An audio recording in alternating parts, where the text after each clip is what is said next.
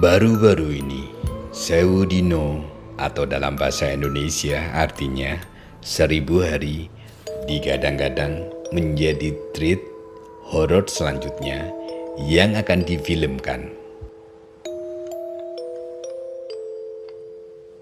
Banyak netizen menyebut bahwa cerita Sewu Dino lebih menyeramkan dibandingkan KKN di Desa Penari jika nantinya difilmkan. Karena mengangkat kisah nyata mengenai santet yang mengerikan. Bagaimana tidak? Hanya dalam waktu 1000 hari, satu garis keturunan bakal musnah oleh santet Sewu Dino. Bagi yang penasaran, berikut RBTV akan memberikan ringkasan cerita Sewu Dino lengkap yang dikutip dari akun Twitter Simpleman.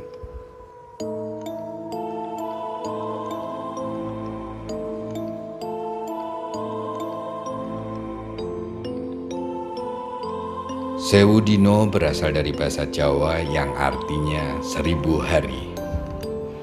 Cerita ini telah diunggah oleh sang penulis, Simpleman, beberapa tahun yang lalu. Kisah Sewu Dino berawal ketika seseorang bernama Sri yang bekerja dengan Mbah Krasa, seorang wanita tua, anggun, khas Jawa. Konon merupakan orang yang mempunyai rumah makan ternama di Jawa Timur. Mbah Krasa merupakan anggota keluarga Atmojo yang menggaji Sri 5 juta lebih lantaran memerhatikan waktu kelahirannya atau weton yang jatuh pada hari Jumat Kliwon. Sri yang hanya lulusan SD pun menerima tawaran tersebut. Tidak seperti yang dibayangkan Sri dan kedua temannya bekerja di rumah mewah. Ternyata mereka harus bekerja di rumah kumuh di tengah hutan. Di sana mereka harus merawat Dela Atmojo yang merupakan anak bungsu keluarga Atmojo. Gadis dengan kondisi mengenaskan, berbau amis, tidak terawat. Rupanya kondisi Dela tersebut diakibatkan oleh teror santet yang mengerikan, yakni santet Sewu Dino yang akan menghabiskan nyawa satu terah keluarga dalam waktu 1000 hari.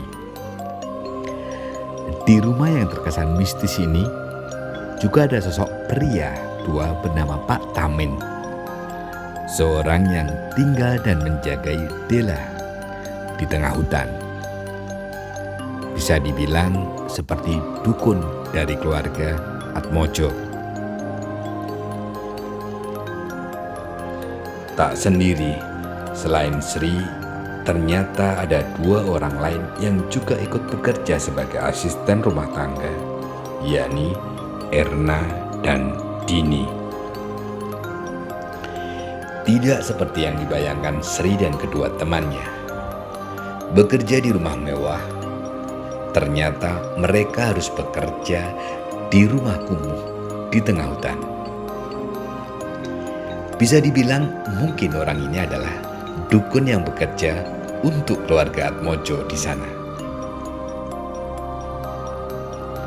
Dan di sana mereka harus merawat Dela Atmojo yang merupakan anak bungsu dari keluarga Atmojo. Gadis dengan kondisi mengenaskan, berbau amis, tidak terawat. Rupanya kondisi Dela tersebut diakibatkan oleh teror santet yang mengerikan, yakni santet Sewu Dino yang akan menghabiskan nyawa satu terah keluarga dalam kurun waktu 1000 hari. Di rumah yang terkesan mistis ini juga ada sosok pria tua bernama Pak Tamin, seorang yang tinggal dan menjagai Dela di tengah hutan. Bisa dibilang seperti dukun dari keluarga.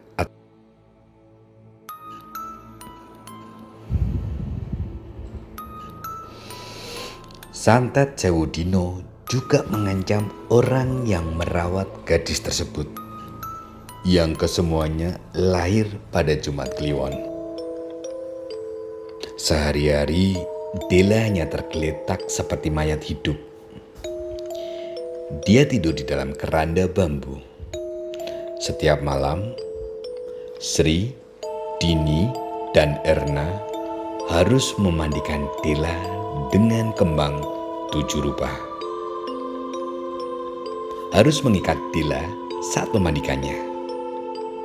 Dan jangan membuka pintu ketika malam hari apapun alasannya.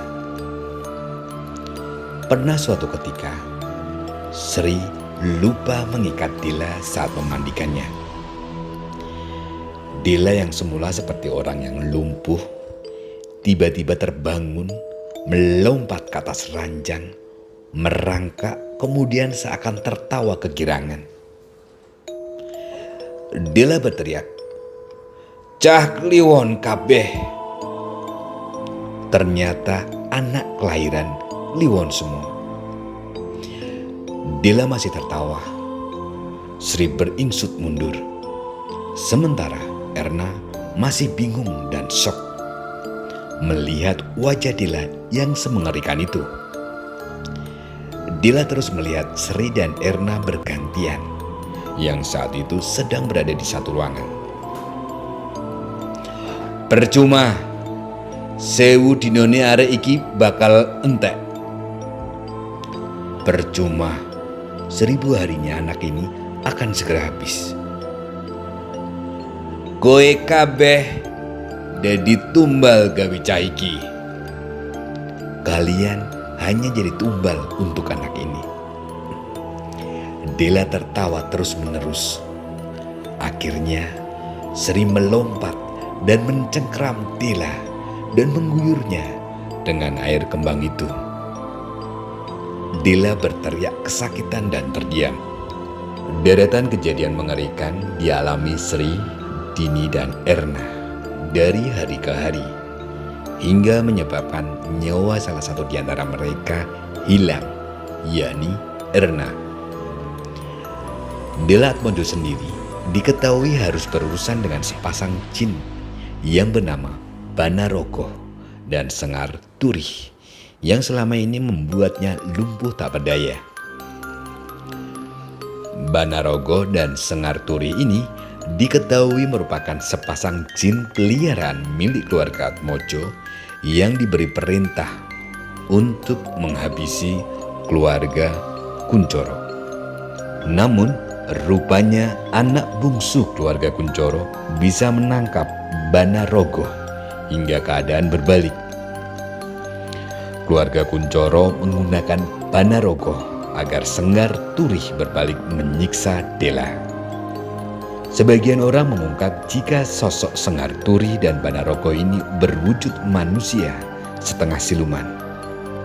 Namun, sesuai dengan utas Twitter yang ditulis oleh Simpleman, wujud Sengar Turih menyerupai perempuan tanpa kaki dengan lidah yang cukup panjang. Sedangkan Banarogo adalah sosok laki-laki dengan kaki yang amat panjang dan tak kalah menyeramkan dengan Sengar Turih. Jadi dapat disimpulkan dari cerita tersebut bahwa awalnya keluarga Atmojo mengirimkan santet Sewu Dino ke keluarga Kuncoro dengan mengirim sepasang jin pria dan wanita.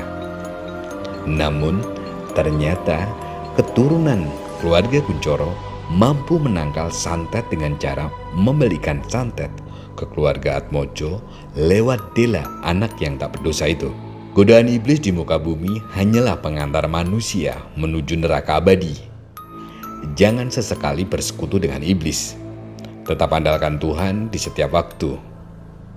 Be smart and be inspiring with RPI TV.